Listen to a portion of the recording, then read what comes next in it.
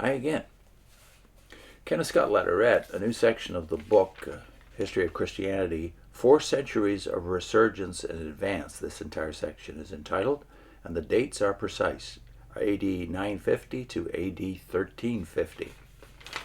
And this begins around page 381, chapter 15 of the book. And this particular chapter is the main features and the world setting of Christianity. Not far from the year 950, a fresh surge of life was seen in Christianity, which was to continue until about the year 1350. No precise dates can be set for either its beginning or its end. As we have seen, it commenced earlier in Byzantine or Greek Christianity than it did in Western or Latin Christianity.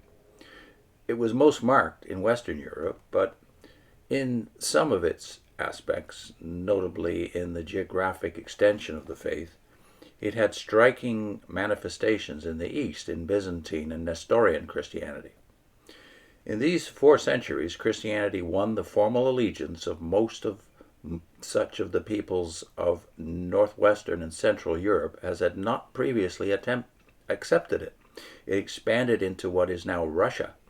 It regained from Islam most of the Iberian Peninsula, that is now Spain and Portugal. On the north and west, it was planted in Iceland and Greenland, and possibly was carried to North America. Yes, before 1492. It was professed by minorities in Central, East, and South Asia. By the year 1350, Christians were scattered from Greenland on the extreme north and west to the China Sea on the east and to India on the south. The main strength and most abounding vigor of Christianity were in Western Europe. Here were most of the new movements, which were expressions of the resurging life. From here the chief territorial spread of the faith was achieved. Here Christianity was more potent in shaping civilization than it had been previously anywhere, more even than in the Roman Empire, after the formal conversion of that realm. In Western Europe it was so vital and so influential that in later centuries it was there, and among peoples who migrated from Western Europe, that it continued to display its greatest power. Why this resurgence of Christianity, and in these particular centuries, we do not know. We can recognize some of the contributing factors, but we cannot be certain that they were the most important. As we suggested in the last chapter, a revival of strength was seen in the Byzantine Empire in the second half of the 9th, the first half of the 10th century. It continued in the second half of the 10th and in the forepart of the 11th century.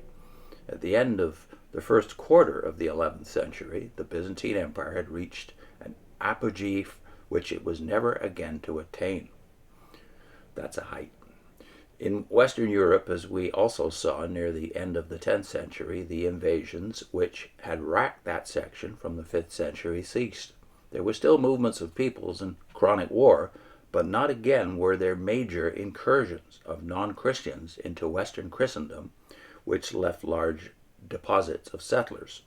The Northmen were the last of such waves to submerge much of Western Europe. Later invasions of non-Christians, notably of the Mongols and the Ottoman Turks, might threaten the region, but they did not penetrate effectively beyond its eastern and southern borders. The cessation of the invasions was accompanied and followed in Western Europe by a growth of wealth, the beginnings of modern states, the inception of that expansion of its peoples which by the middle of the 20th century was to revolutionize most of mankind, and the emergence of a fresh aspect of civilization. Commerce revived, and with it, both aided by it and aiding it, cities increased in numbers and population.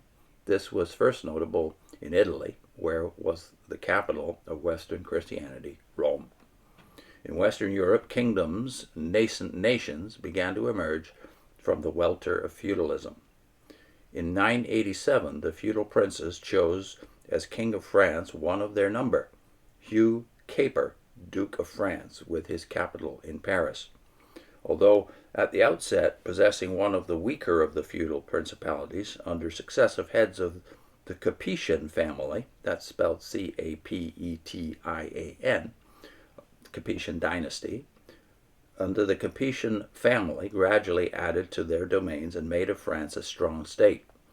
In 911, on the death of Louis the Child, the last of the Carolingians to rule in Germany, the great tribal princes of that area, together with the chief clergy, elected Conrad of Franconia king.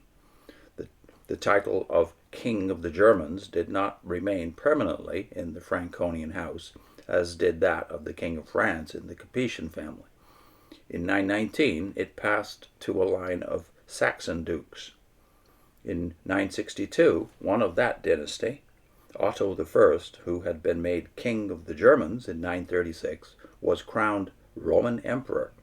The ablest of Western rulers since Charlemagne to gain that title. He had already driven off the Danes, he had defeated the Hungarians, had established his effective power over the great dukes of Germany, had put men whom he trusted at the head of the main bishoprics and monasteries, and had made himself master of much of Italy. His coronation as emperor by the Pope is often regarded as beginning what was known as the Holy Roman Empire of the German nation, an institution which was to persist until 1806. At the time, the step was not looked upon as an innovation, for by his coronation Otto was regarded as having come into the succession of Roman emperors. The term holy was meant to indicate that the Roman Empire was Christian, and the words of the German nation were intended to convey the principle that normally the imperial throne would be filled by a German. In this fashion, the political leadership of Western Christianity, or Western Christendom, passed to a Saxon, one of that people who less than 2 centuries earlier had been brought forcibly by Charlemagne to accept the Christian faith. In 1066, William the Conqueror began a strong state in England. The gradual expulsion of Muslim political rule from the Iberian Peninsula was accompanied by the rise of professedly Christian kingdoms, chief of which were Castile, Leon, Aragon, Navarre, and Portugal. There emerged other Christian kingdoms in Western Europe, among them Denmark, Norway, Sweden, Scotland, Poland, and Hungary. I'll put in a link to Walter Rauschenbusch, the great Baptist theologian of a century ago, who commented upon the mixed blessing of the Middle Ages, and also put a link into his playlist. We did the entire book, his most famous book, Christianity and the Social Crisis. So I'll put in a link to that particular playlist. See you next time.